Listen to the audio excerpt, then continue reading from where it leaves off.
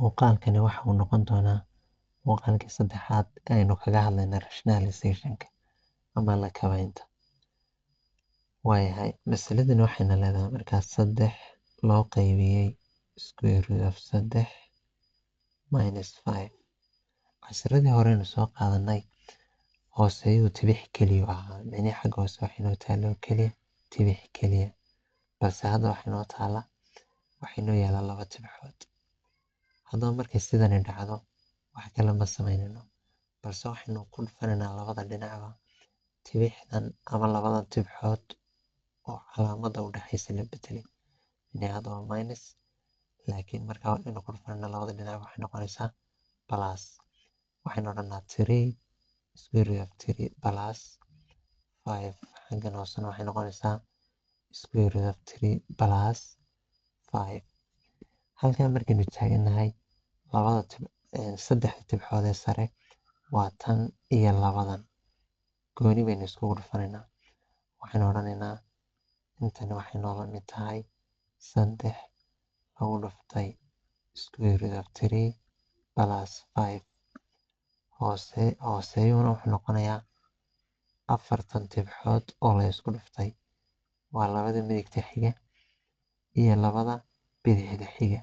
dabeedna waxay noqonaysaa square root of 3 minus plus maaha minus 5 times square root of, halkan wax calaamadoo isku dhufashay ma taalo bartan, laakiin labada qowsada isku xigaan micnaheedu waxa weeyaan isku dhufasho plus 5. way haddaba labadan tibixood waa labadan aynu isku soo dhufano.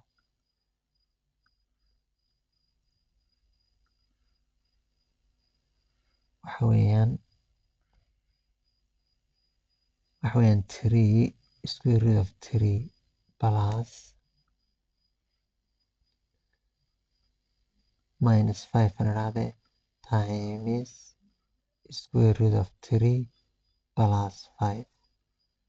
haddaba marka u horeysa waxaynu soo qaadaynaa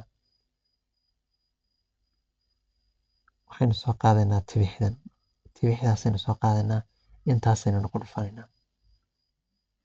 waxay noqonaysaa markaa square root of 3 times intaynu soo qaadaynaa square root of 3 plus 5. mar kale tibixdaasaynu soo qaadaynaa minus 5, dabeedna waxaan odhanaa minus 5 isla intanaynu ku dhufanaynaa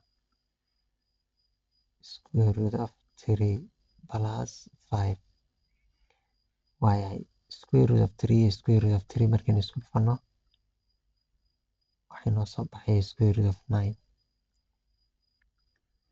waxay noqonaysaa dabeedna intani square root of 9 waa markaad labadaa isku dhufato, waayo waa 3 lagu dhuftay 3, labada 3 gudaha ku jira way isku dhacayaan maadaama xididka ay ku jiraan oo hal nooc yahay. mar kale waxaynu isku dhufanaynaa square root of 3 iyo 5, dabeedna labadaas maadaama laba tibixood oo kala duwan yihiin way is ag degayaan. waxay noqonaysaa dabeedna plus calaamadda u dhexaysaynu ka taloonayna waynu soo qaadanaynaa 5 square root of 3. mar kale waxaan isku dhufanaynaa labadan iyo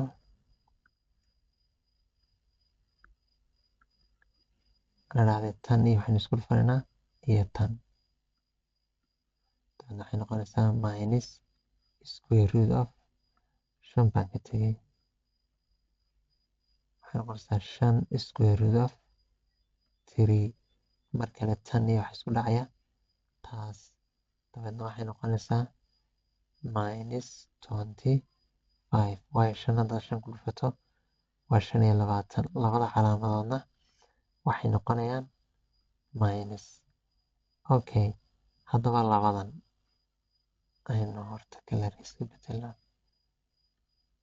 waxa weeyaan waa labadan.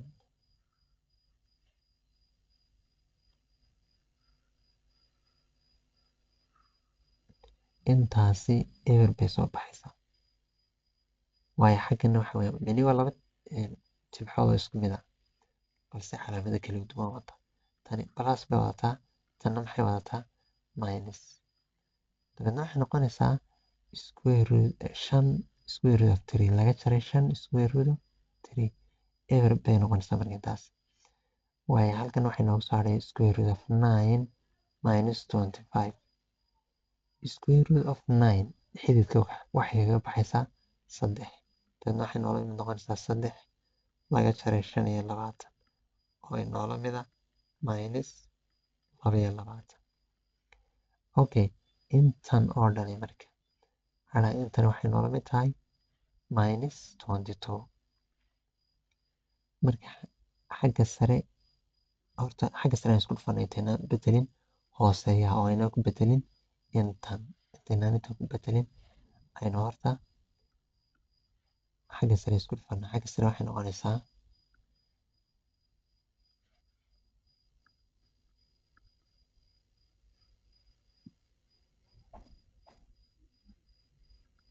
xagga sare waxay noqonaysaa 3 square root of 3 plus 15 loo qaybiyey minusta halkaasaan dhigana marka maadaama oo minustu ay ka dhaxaynayso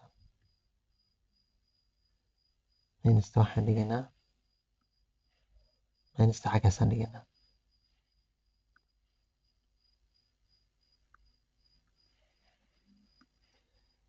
minus 22giina waa u qaybinaynaa. dabeedna shaqadeedu waxay noqonaysaa masaladan qaab